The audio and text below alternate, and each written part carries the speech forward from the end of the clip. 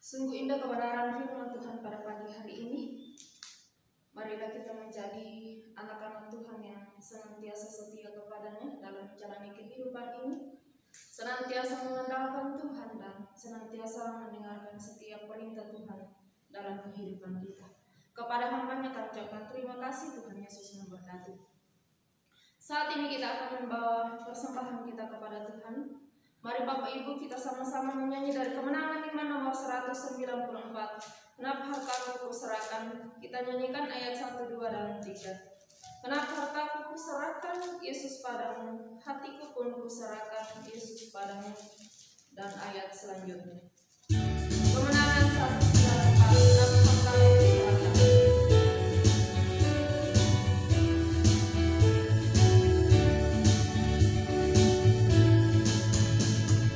Kenapa hartaku kuserahkan?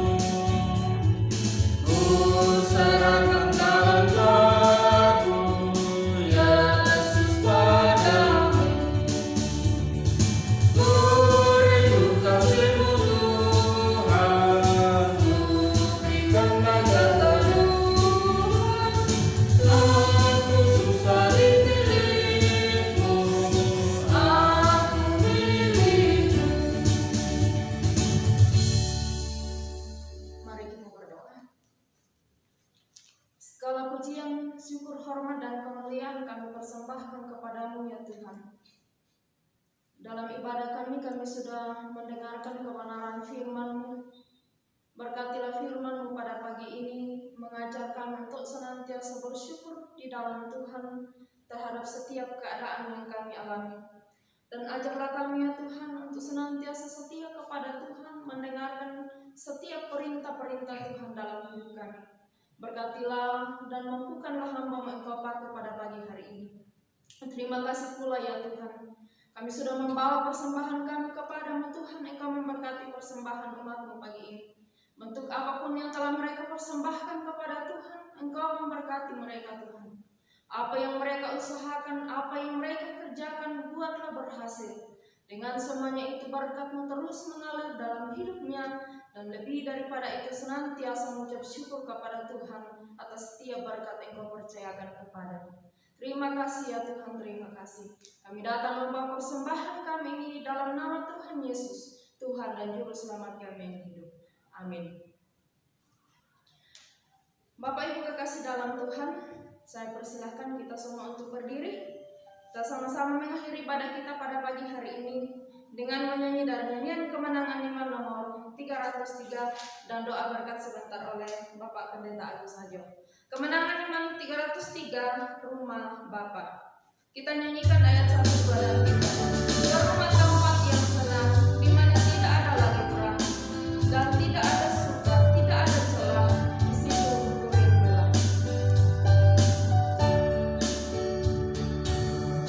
Rumah tempat yang senang,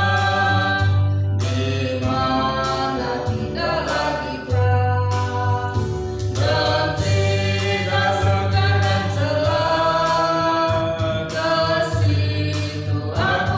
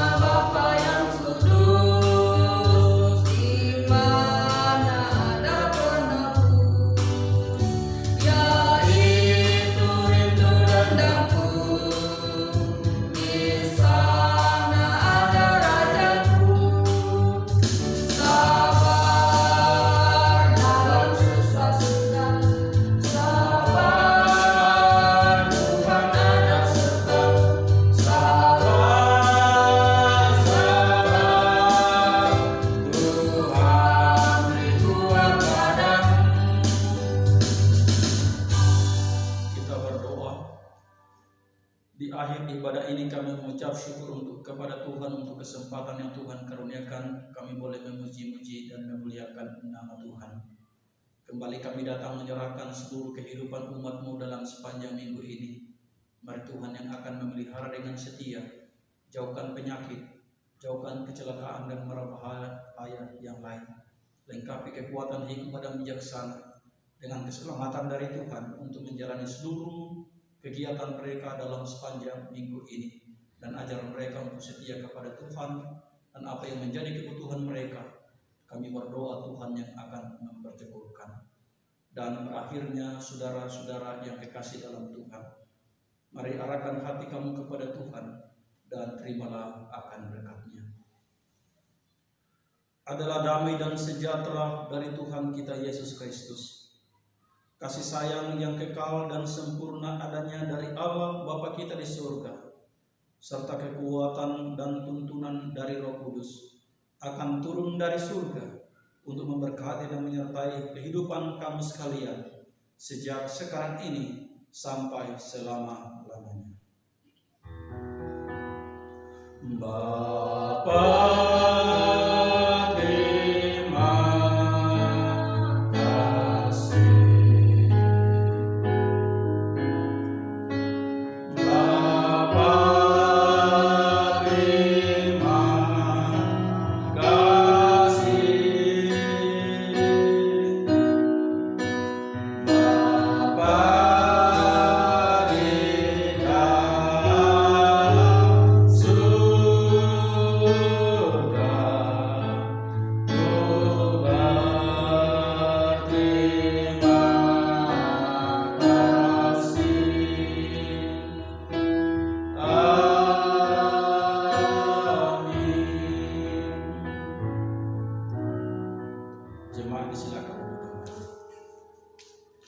Baik, mari kita sama-sama masuk dalam doa syukur kita kepada Tuhan. Kita mulai.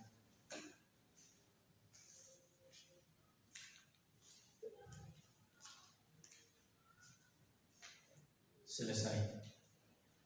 Demikianlah seluruh rangkaian ibadah kita pada pagi hari ini diucapkan kepada Bapak Ibu yang tekun beribadah kepada Tuhan.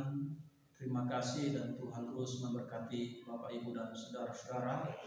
Terima kasih banyak juga kepada Bapak Ibu yang telah mengambil bahagian dalam ibadah ini. Terima kasih kepada Ibu Injit Lukas Marku dan juga kepada Saudara Gebi untuk pelayanannya kepada Tuhan pada pagi hari ini. Tuhan Yesus memberkati kita bersama-sama. Baik Bapak Ibu dan para jemaat sekalian, mari kita perhatikan beberapa pengumuman yang kami sampaikan. Pertama, bahwa selamat ulang tahun kepada Bapak Ibu dan saudara-saudara atau anak-anak kita yang berulang tahun dalam minggu ini. Doa kami Tuhan Yesus memberkati. Yang kedua, untuk minggu ke depan tanggal 28 Juni kita masih beribadah di rumah kita masing-masing dan dipandu seperti ini, karena untuk pembukaan secara resmi gereja di Lanut Hussein itu diperkirakan akan dimulai pada awal bulan 7.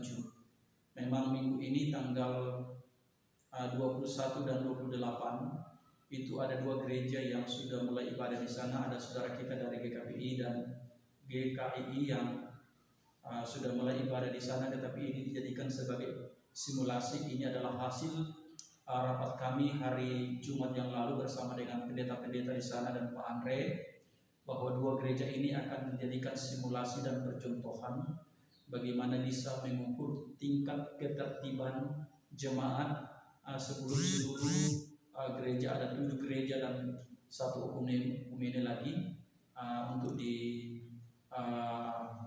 izin beribadah di sana. Jadi hari Minggu ini dimulai, dan tanggal 28 itu kami semua pendeta-pendeta akan ke sana, karena kita akan mengundang tim gugus atau dari pihak pemerintah untuk memberikan penilaian apakah itu layak dibuka atau tidak. Jadi kita berdoa bersama-sama.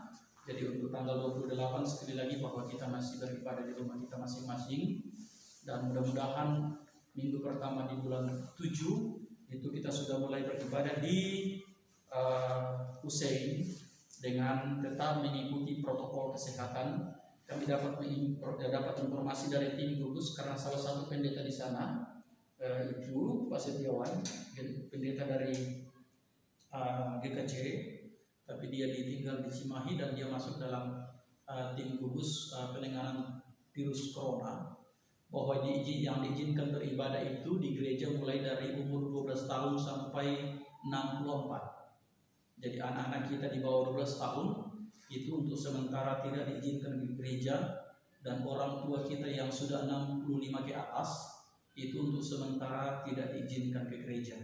Jadi ketika dimulai nanti yang diperkenankan datang adalah orang yang berusia 12 tahun sampai 16 tahun, dan itu tetap mengikuti protokol kesehatan, dan kemungkinan memang tidak akan banyak yang datang ke gereja. Itu mengapa?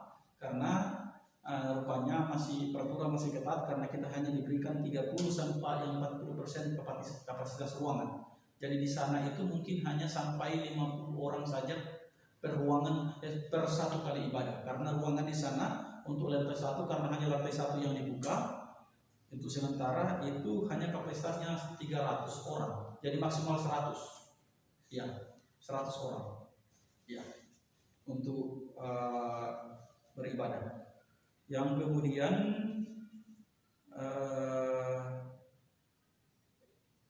kami sampaikan bahwa memang kita harus ketat untuk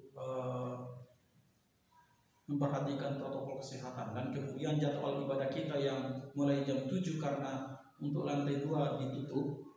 Sebetulnya saya sudah usulkan supaya kita ditukar dengan jadwal ibadah Ukumene, tapi karena Ukumene tidak ada dan diperkirakan ini mungkin 6 bulan ke depan Ukumene tidak ada karena mahasiswa. Jadi Pak Andre itu mempersilakan kita isi di mana 8:30 sampai 9:30. Jadi kita diberikan ibadah itu hanya maksimal 1 jam. 1 jam, tidak boleh lebih dari itu. Ya, kita supaya tidak terjadi penumpukan di sana. Jadi yang duluan ibadah sudah pulang, baru yang berikutnya datang. Jadi ada jeda 30 menit. Nah, jadwal hukum ini itu 8:30. Jadi kita itu beribadah sebelum 8:30 atau 8:30 pas sampai 9:30 harus keluar. Karena jam 10 itu gereja berikutnya itu GKI akan datang, karena mereka masuk jam 10:15. Kenapa dibuat seperti itu Bapak Ibu? Karena setiap selesai ibadah itu ruangan dan di luar ruangan harus disterilkan. Jadi harus disemprot disinfektan, dan semua itu sudah disiapkan di sana. Ya, tinggal nanti ada petugas kita, pemuda-pemudi yang kita tugaskan, termasuk dalam mengukur suhu setiap orang yang masuk gereja, dan kemudian untuk efektifnya maka kita diwajibkan untuk membeli alat ukur suhu itu. Jadi ada harga 300-an sampai 400-an. Memang ada dibeli Pak Andre, tapi keputusan kami kemarin karena hanya 2, tidak mungkin kita gantian pakai, maka keputusannya adalah setiap gereja-gereja diwajibkan untuk memiliki sendiri, kecuali yang disediakan di pihak Lanut adalah hand sanitizer dan disinfektan, itu yang disiapkan.